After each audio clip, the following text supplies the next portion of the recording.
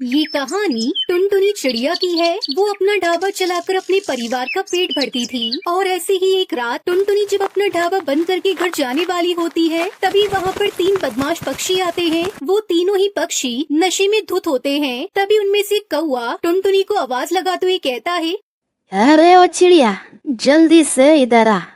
जी कहिए साहब, क्या बात है? आप लोगों को कुछ चाहिए क्या? हाँ, हमें बहुत तेज भूख लगी है, इसलिए तुम्हारे ढाबे में जो कुछ भी हो तुम ले आओ। टुनटुनी ने उस समय अपना चूल्हा बुझा दिया था, इसलिए जो बचे हुए पराठे थे जो वो अपने घर ले जाने वाली थी, वो उन पराठों को प्लेट में डालकर उन पक्षियों को ले जाकर दे देती है। और जब वो पक्षी इन पराठों को खाते हैं तो वो गुस्से में टुनटुनी से कहते हैं, अरे ओ चिड़िया, तू हमें अपने ढाबे के ठंडे पराठे खिला रही है? तेरी इतनी हिम्मत! तू हमें नहीं जानती, हम कौन है? अरे नहीं नहीं साहब, आप ये कैसी बातें कर रही हो? ये पराठे तो मैंने अभी अभी बनाए थे अपने घर ले जाने के लिए, लेकिन इतने में आप लोग आ गए, इसलिए मैंने ये पराठे आपको दे दिए। लेकिन लगता है ठंड ज्यादा है रात में, इसी वजह से थोड़े ठंडे हो गए होंगे। मैं अपने ढाबे पर सब पक्षियों को ताज़ा खाना खिलाती हूँ। अच्छा, तूने क्या हमें बेवकूफ समझाया है जो हम तेरी बातों में आ जाएंगे? अरे तूने ये पराठे सुबह ही बना लिए होंगे, बस हम लोगों को बेवकूफ बना रही है। रुक, अभी बताता हूँ तुझे। इतना कहकर वो तीनों पक्षी मिलकर उसके ढाबे में शराब छिड़क कर आग लगा देते हैं और वो वहाँ से चले जाते हैं। देखते ही देखते टुनटुनी की आंखों के सामने उसका ढाबा जलकर राख हो जाता है और ये सब देखकर टुनटुनी फूट फूट कर रोने लगती है।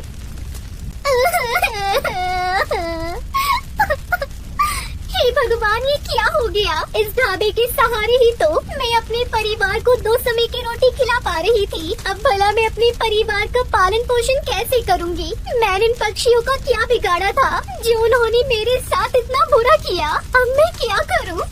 ये कहकर वो अपने घर चली जाती है, जहाँ टूटे हुए घोंसले में उसकी बेटी सुनहरी उसका इंतजार कर रही थी।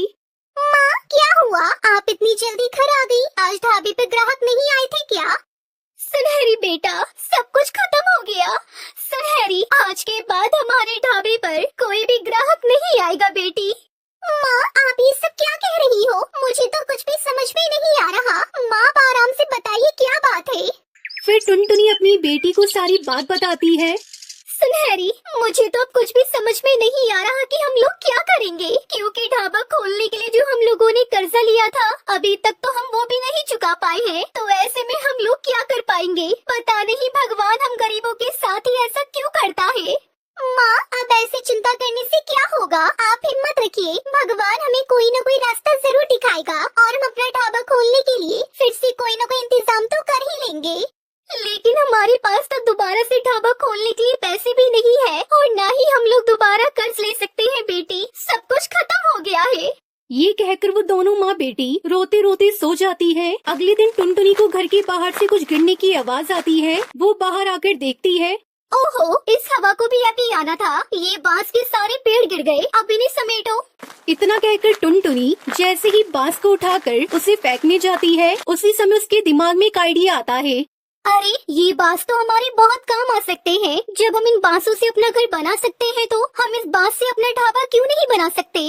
इतना कहकर टुनटुनी सब बांसों को एक जगह इकट्ठा कर लेती है और अपनी बेटी सुनहरी चिड़िया के साथ मिलकर बांस का ढाबा बनाने लगती है। और कुछ ही दिनों में उनका बांस का ढाबा बनकर तैयार हो जाता है और टुनटुनी फिर से अपने ढाबे पर चाय नाश्ता बनाकर बेचना शुरू कर देती है। लेकिन इस बार बांस के बने ढाबे के पास से गुजरने वाले पक्षी उसके बांस से बने ढाबे की खूबसूरती देखकर उसकी तरफ खींचे चले आते हैं और उसके ढाबे से चाय नाश्ता लेकर उसका आनंद लेते हैं। और साथ ही साथ वो पक्षी टुनटुनी के ढाबे की बहुत तारीफ करते हैं और इस तरह टुनटुनी का ढाबा उस जंगल में पूरी तरह से फेमस हो जाता है और दूर दूर से पक्षी टुनटुनी के ढाबे की खूबसूरती देखने आने लगते हैं। लेकिन इसी बीच फिर से एक दिन वो तीनों बदमाश पक्षी फिर से टुनटुनी के ढाबे पर आ जाते हैं और वो लोग उस दिन भी शराब के नशे में धुत होते हैं। अच्छा, तो तूने फिर से अपना नया बांस का ढाबा बना लिया, लेकिन कोई बात नहीं, इस बार तू अपनी औकात में रहना, वरना तुझे पता है ना हम लोग क्या करेंगे। इस तेरे इस बांस के ढाबे को भी नहीं छोड़ेंगे। उन बदमाश पक्षियों की बात सुनकर टुनटुनी फिर से घबरा जाती है। लेकिन उस दिन टुनटुनी ढाबे पर अकेली नहीं थी। उसके आसपास खड़े ग्राहक जब उन बदमाश पक्षियों को टुनटुनी के साथ बदतमीजी करते हुए देखते हैं तो तभी उनमें से एक पक्षी पुलिस को फोन कर देता है और थोड़ी देर में वहाँ पर पुलिस आकर उन बदमाश पक्षियों को गिरफ्तार कर लेती है और उन्हें जेल में डाल देती है। आप लोगों का बहुत बहुत शुक्रिया। अगर आज आप लोग नहीं होते तो ना जाने वो बदतमीज पक्षी मेरे साथ क्या करते।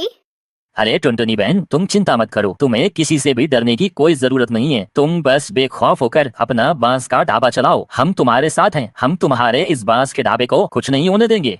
और इस तरह टुनटुनी को इंसाफ मिल जाता है और वो खुशी खुशी अपना बांस का ढाबा चलाती है। सुंदरवन एक बहुत ही खुशहाल जंगल था। यहाँ के पक्षी बहुत ही सीधे और मेहनती थे। ज्यादातर जंगल के पक्षी खेती करते थे। इस जंगल की चिड़िया भी एक दूसरे से मनमुटाव नहीं रखती थी। अरे टूनी, ओ टूनी, घोंसले में है क्या? जी दीदी आई। ये ले, सुबह खीर बनाई थी। पिंकी चिड़िया को बहुत पसंद है ना, तो सोचा उसके लिए भी ले आऊं। बहुत अच्छा किया दीदी। 1 मिनट रुकिए। तब तक आप लोग हमारे इस वीडियो को लाइक और अगर आपने हमारे चैनल को सब्सक्राइब नहीं किया है तो जल्दी से सब्सक्राइब कर लें और कमेंट सेक्शन में जरूर बताएं कि आपको हमारी ये कहानी कैसी लगी। टूनी चिड़िया भी गई और कुछ लेकर आई। कल मैं जंगल के बाजार गई थी और वहाँ मुझे सुनहरी की मनपसंद बताशे मिले। आप उसे ये दे दीजिएगा। ठीक है टूनी। जंगल के पक्षियों को अपनी परवरिश पर नाज था। एक दिन कालू कौवा टुनटुनी चिड़िया आपस में बातें करते हैं। टुनटुनी, हमारा जंगल कितना खुशहाल है ना? खुशहाल कैसे नहीं होगा? ये सब हमारे संस्कार है। बच्चों में आपस में इतना प्रेम है कि ये सब एक साथ एक ही परिवार की तरह रहते हैं। हाँ, तभी तो इसे सुंदरवन परिवार कहते हैं। उनकी खुशियाँ ज्यादा दिन नहीं टिकती और उनके साथ भी यही हुआ। एक रात तेज आंधी चलने लगी। आंधी के साथ तूफान चल पड़ा। जंगल के पक्षी डर गए। बचाओ, कोई मुझे बचाओ। टुनटुनी जोर से सारे पक्षियों को आवाज लगाती हुई कहती है, अरे आज तो बहुत बड़ा तूफान आ गया। सारे पक्षी जंगल के मंदिर चलो, अब भगवान ही हमारी रक्षा करेंगे।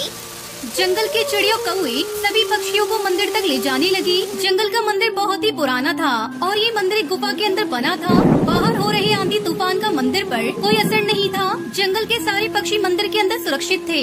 लगातार कई घंटों तक आंधी तूफान थमा नहीं। एक एक करके जंगल के सारे घोंसले टूट गए। अगली सुबह जब आंधी थम गई तो जंगल के पक्षी गुफा वाले मंदिर से बाहर आए और अपने जंगल की हालत देखकर रो पड़े।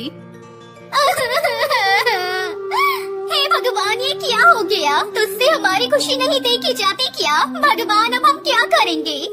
अब क्या कर सकते हैं? एक बार फिर सब चीजों को शुरुआत से शुरू करना पड़ेगा। लेकिन हम खाएंगे क्या? हमारी तो फसल ही बर्बाद हो गई। भगवान हमारी मदद करेंगे। हम यूं ही हार मानकर नहीं बैठ सकते। हमें खुद ही अपनी परिस्थिति बदलनी होगी। तभी जंगल के सरपंच सभी पक्षियों से कहते हैं, हाँ बेटा, हम सबको मिलकर एक बार फिर से सुंदरवन जंगल को बनाना होगा। जंगल के पक्षी जानते थे कि अब उन्हें एक दूसरे का साथ देना होगा। सभी पक्षी अलग अलग काम में पड़ गए। कालू कौवे के साथ कुछ पक्षी खेतों में अच्छी फसल निकालने गए और टुनटुनी चिड़िया के साथ कुछ पक्षी घोंसले बनाने में लग जाते हैं। हम छत कैसे बनाएंगे? हमारे जमाने में तो बांस के घर बनाना सबसे आसान काम था। हमें भी वैसे ही बांस के घर बनाने चाहिए। हरी काका, यही सही रहेगा। और इस जंगल में बांस के पेड़ भी हैं, लेकिन हमें बांस कहाँ से मिलेंगे? मुझे पता है वो कहाँ है। टुनटुनी चिड़िया उन पक्षियों को बैम्बू के पेड़ों के पास ले आई। अरे वाह, इतने सारे बम्बू के पेड़! इससे तो हम पूरा जंगल बना सकते हैं। पर इतने सारे पेड़ काटकर जंगल बनाने में हम सबकी खटिया खड़ी हो जाएगी। अरे तो चिंता मत कर टूनी, हम सब एक दूसरे का साथ देंगे और देखना जल्दी ही जंगल बन जाएगा। फिर सभी पक्षियों ने मिलकर बैम्बू काटने का काम शुरू किया। बैम्बू मोटे मोटे थे, जिन्हें काटने में सभी पक्षियों के पसीने छूट रहे थे। एक बम्बू काटने में इतनी मेहनत, बाप रे! चल अभी मैं काटती हूँ, तू थोड़ा आराम कर ले। ठीक है। वो बारी बारी बैम्बू काट रहे थे। कई घंटे बीत गए पर अब तक कुछ ही बैम्बू काट पाए थे। टुनटुनी चिड़िया सभी पक्षी बहुत उदास हो जाते हैं।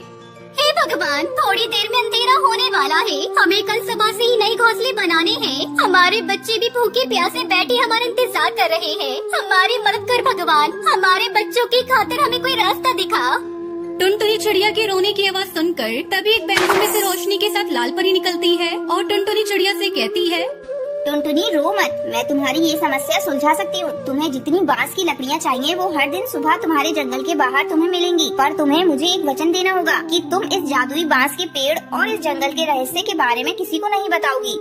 हम वचन देते हैं, हम किसी को ये बात नहीं बताएंगे।